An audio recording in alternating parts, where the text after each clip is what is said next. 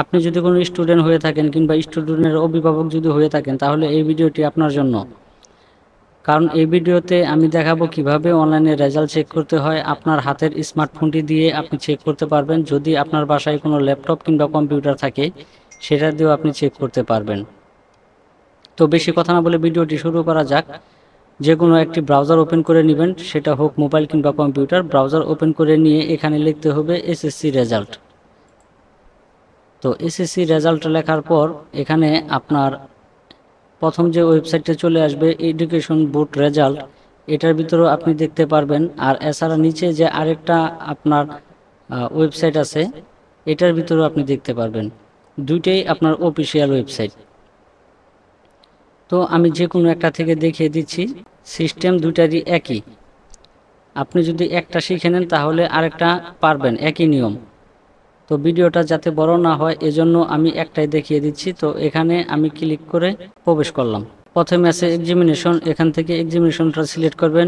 JSC, SSC, HSC এটা কোনটা আপনি এখান থেকে সিলেক্ট করবেন। তো আমি এখান থেকে এসএসসি সিলেক্ট করে দিচ্ছি। তারপরে হচ্ছে পাসিং ইয়ারটা এখান থেকে আপনি সিলেক্ট করে দিবেন। তারপরে হচ্ছে আপনি যেই শিক্ষা বোর্ডের আন্ডারে লেখাপড়া করতেছেন সেই শিক্ষা বোর্ডটা এখান থেকে সিলেক্ট করে দিবেন।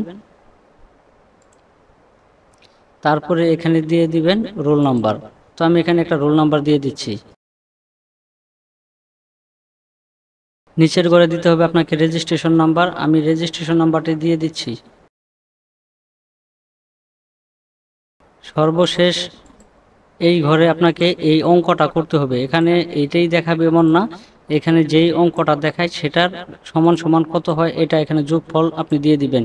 এখানে কিন্তু দেখিয়েছে 1+9 সমান সমান কত হয় এটা দিবেন। এই জায়গায় যদি অন্যটা থাকে তাহলে আপনাকে অন্যটাই দিতে হবে। তো এখানে যেহেতু 1+9 এখানে সমান সমান হয় 10, তো আমি এখানে 10 দিয়ে দিচ্ছি। 10 দেওয়ার পরে এখানে সাবমিট বাটনে একটা ক্লিক করে দিলাম। এই যে দেখেন, তো এটা রেজাল্ট বের হয়ে গেল। এখান থেকে আপনি চাইলে প্রিন্ট আউটও করতে পারেন এবং এখান থেকে আপনি চাইলে এটাকে পিডিএফ আকারে সেভ করে রেখে দিতে পারেন। বা স্টুডেন্টের যদি কোনো অভিভাবক হয়ে থাকেন তাহলে এই ভিডিওটি আপনাদের, আপনি যদি কোনো স্টুডেন্ট হয়ে থাকেন কিংবা স্টুডেন্টের অভিভাবক যদি হয়ে থাকেন তাহলে এই ভিডিওটি